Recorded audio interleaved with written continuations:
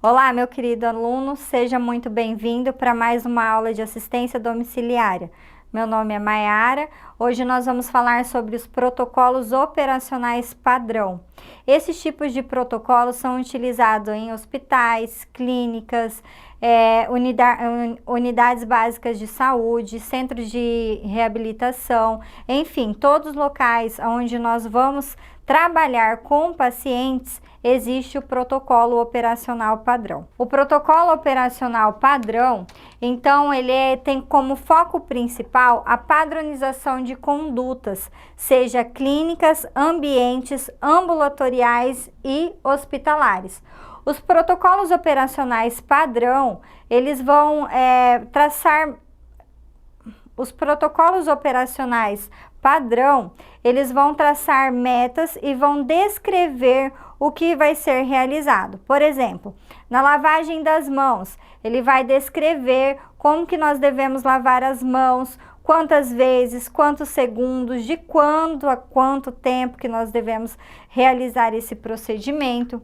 Então, são estratégias essenciais, tanto no processo de planejamento, implementação, quanto a avaliação. É importante nós sabermos que dentro dessas estratégias de planejamento, implementação e avaliação das ações, deverá ter o protocolo operacional padrão, né? Então, são delegações realizadas e feitas para serem cumpridas. Então, elas podem ser divididas em protocolos clínicos, protocolos organizacionais, né, da organização do serviço, e os procedimentos mais comuns, que no caso nós vamos falar da atenção domiciliária. Quais são os procedimentos mais comuns na atenção domiciliária, tá? E nós vamos relatar aqui mais para frente. Então, quando nós falamos em protocolos clínicos, são instrumentos direcionados à atenção à saúde dos usuários. Ele é voltado para a clínica, para as ações preventivas, promocionais e educativas também. Quando falamos em protocolos de organização de serviço, nós vamos falar em instrumentos da gestão dos serviços, abrangendo então a organização do sistema. Como que nós vamos organizar, qual vai ser a escala daquele setor, quantos enfermeiros tem que ter em cada setor, quantos técnicos tem que ter. Então, vai estar dentro dos protocolos da organização dos serviços. Os procedimentos mais comuns na atenção domiciliária, então, vão utilizar os POPs, né, que é os procedimentos operacionais padrão, assim chamados, de procedimentos técnico-assistenciais. Quais são esses procedimentos técnicos assistenciais? Podemos falar como exemplo uma inalação, né, um banho de leito, quando e como realizar o banho de leito, mudança de decúbito, de quanto em quantas horas é necessário fazer a mudança de decúbito para que esse paciente não venha desenvolver uma lesão por pressão, por exemplo, né? Então, alguns procedimentos técnicos assistenciais comumente utilizados no cuidado a pacientes internados em hospitais ou em acompanhamento no caso da atenção domiciliária.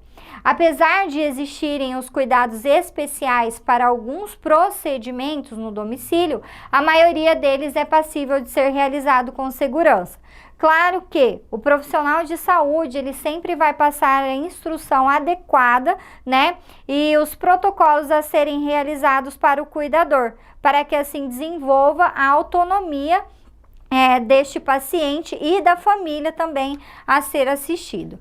Então, o protocolo operacional padrão, ele deve apresentar uma estrutura mínima. Essa estrutura mínima deve ser composta por fluxo administrativos contidos na proposta dos serviços em rede, os processos de avaliação e a constituição da informação. Ele vai estabelecer interfaces entre as unidades, entre os níveis de atenção, entre as consultas, a referência e a contra-referência de outras instituições. Então, no protocolo operacional padrão, no POP, nós devemos ter objetivo, responsabilidade, descrição do procedimento técnico, o material necessário, a ação corretiva e os cuidados especiais em assistências domiciliares.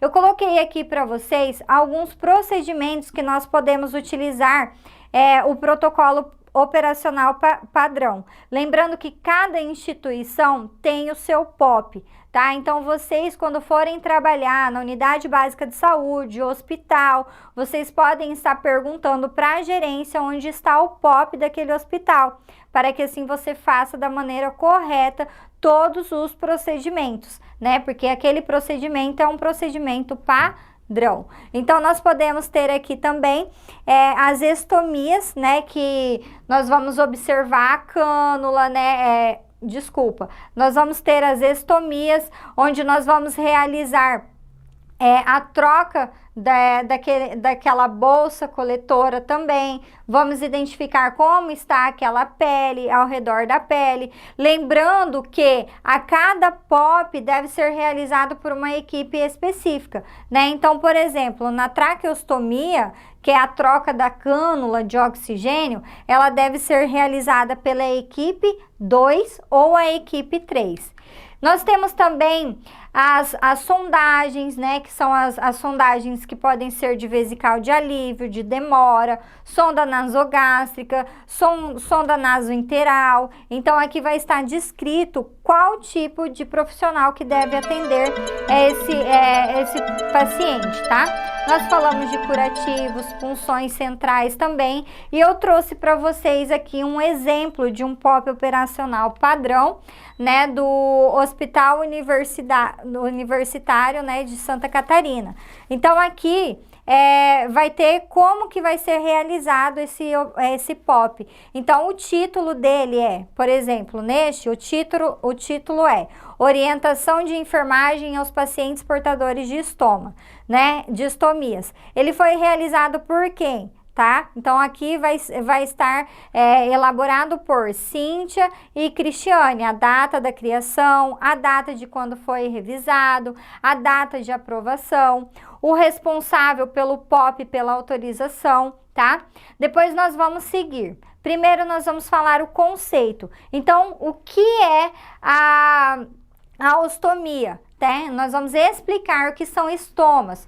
Os estomas consistem numa abertura cirúrgica criada no trato digestivo ou urinário na superfície corporal. E qual a finalidade ali das orientações de enfermagem para esses pacientes portadores de estoma, né? Então, nós vamos falar da finalidade, nós vamos falar das etapas do procedimento, né? Desde quando nós devemos explicar para esse paciente. Então, aqui, por exemplo, já está falando que nós devemos falar para esse paciente já no pré-operatório. Então, antes dele realizar o estoma, nós já vamos explicar para ele os processos da troca, tá? Então, nós vamos explicar sobre a cirurgia, o que vai acontecer na cirurgia. Então, passo a passo, após a realização da cirurgia, a enfermagem deve verificar como que está esse estoma, como que está a pele, e nós vamos orientar também esse paciente como que ele deve abrir, fechar o clamp da bolsa,